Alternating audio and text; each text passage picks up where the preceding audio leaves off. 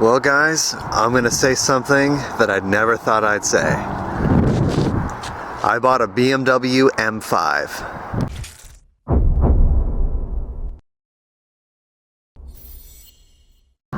Yep, this is it. 2000 E39 BMW M5. And there's only one real reason I ended up buying this car, and that was the price. It was very cheap. Thank God for Craigslist. Otherwise, I'd probably never have something like this. So let's look around. As you can see, it's the jet black exterior with the 18-inch shadow chrome wheels. You can see the dual exhaust signature for the M5s. It's got the logos on the trim here that say M5. And of course, the front air dam with the huge ducting for cooling. So, here's the overview. 3-owner car, family owned, 182,000 miles, original everything, never been modified, never been tracked. It's just been used as a stylish, aggressive sleeper of a daily driver. So the main reason why the owner was letting go of the car is because he was moving and just really didn't have space for this. This was going to kind of be his project. He got it from his dad, needing some work, and he just realized that he can't really put much into it anymore. But yes, it is running and driving, and it is tagged for next year. So the specifications. So this car has 400 horsepower and 369 pound-feet of torque, propelling it to 60 miles an hour in 4.6 seconds, of a quarter-mile time of 13.1 seconds, and an unrestricted top speed of 181 miles an hour. And for 2000, this was known to be one of the fastest sedans in the world at the time. It was really a groundbreaking car. So the engine is a 5-liter V8, dual overhead cam with variable valve timing and 8 individual throttle bodies, designated the S62B50. And like I said, makes a lot of power and a lot of torque. All delivered through a 6-speed Getrag 420G transmission and a limited slip 315:1 final drive ratio. Though since it does make a lot of power, it is not too forgiving in the gas mileage department, getting 13 in the city and 21 on the highway. And upon purchase, the owner actually had to pay a gas guzzler tax of $2,100. Let's hop inside and I'll show you the interior. So I'm sure the first thing you'll notice is the two-tone. So the interior was originally this really nice and lush caramel brown. However, the original interior, as far as the seats and the door panels and the headliner go, were absolutely shot.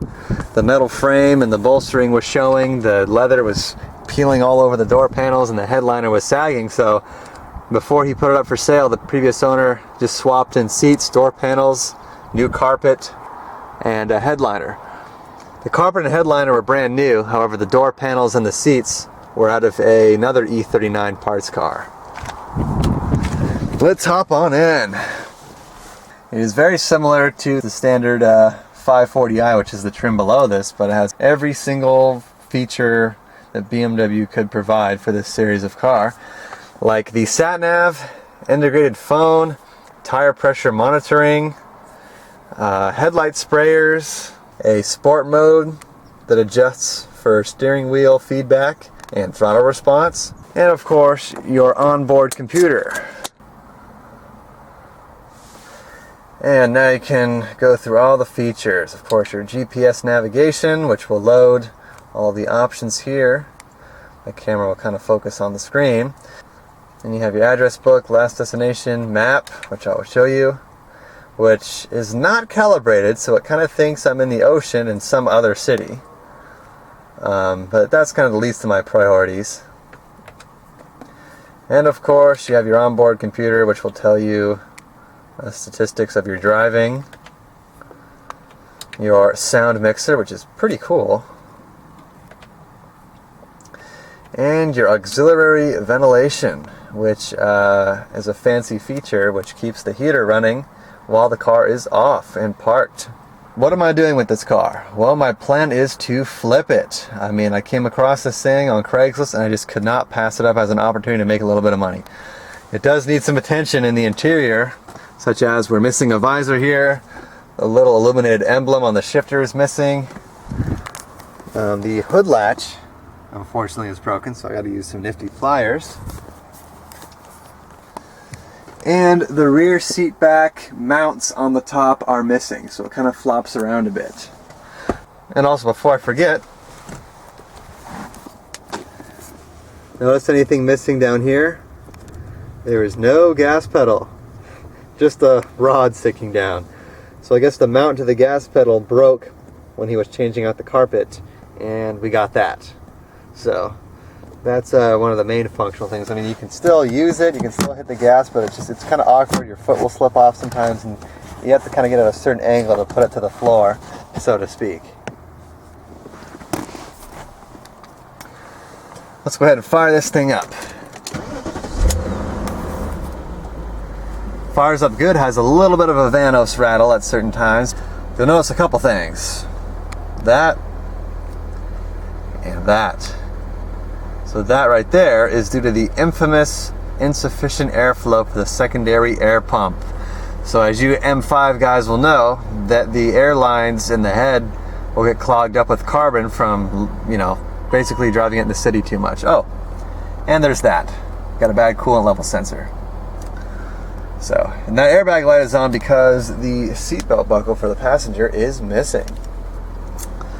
So yes, that's due to the air pump, but the easiest way to bypass that would to use the Conforti Shark Injector tuner found on Turner Motorsport for $350, which will eliminate that section of the ECU, so it will not detect any insufficient airflow and you'll be able to pass smog. That DSC light, I originally thought it was the module, but the ABS light isn't on. And I checked the codes with my special Creator C110 BMW scan tool, and it turns out that the issue is one of the wheel speed sensors somewhere on the car. Fortunately, it doesn't tell you which specific one, but one or maybe two are bad and will need to be replaced. But since I bought it, I have put around 100 miles on the car, and I mean, it runs and drives really well. I mean, there of course are a couple of things that get annoying, like the friggin' pedal missing and with the emblem missing. The suspension is excellent. The clutch is pretty good. Not the best, but it's good. Brakes are good. And of course, the engine runs well and it shifts well. So it's all stock.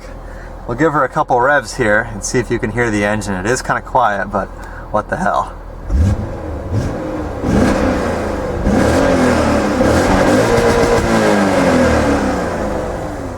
Plenty of response, and when you hit it, the torque actually shakes the whole car to one side.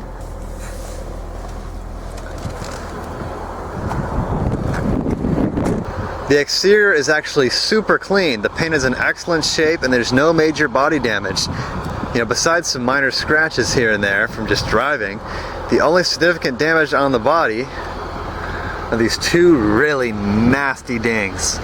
So this was due to a gate swinging open and hitting the side of the car, causing these really nasty gouges in the door. But aside from that, the body is untouched. Clean title, never in an accident, and the paint is nearly flawless. Even the shadow chrome wheels are in good shape, and you often see huge chunks of paint missing out of the rim from curbing. So, with all this in mind, it's time for me to tell you the price. Any guesses?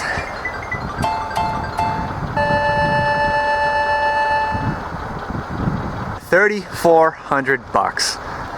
I would think this is one of the cheapest E39 M5s that you could find for sale at the time, and I would definitely argue that to Tyler Hoover. But overall, I think I got a really good deal on this car. I mean, yes, it is running and driving, and everything the way you see it now is how I purchased it.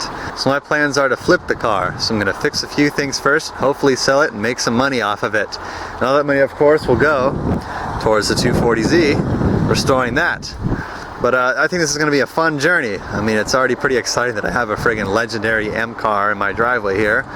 But of course, I'm going to be making some videos. I'm making improvements with the car and driving it around and just anything that happens in between. So with that said, once I get some new tires, I'll make a video on taking this thing for a spin and we can see how she runs and drives. But for now, guys, thank you for watching this video. Stay tuned, and I'll see you in the next one.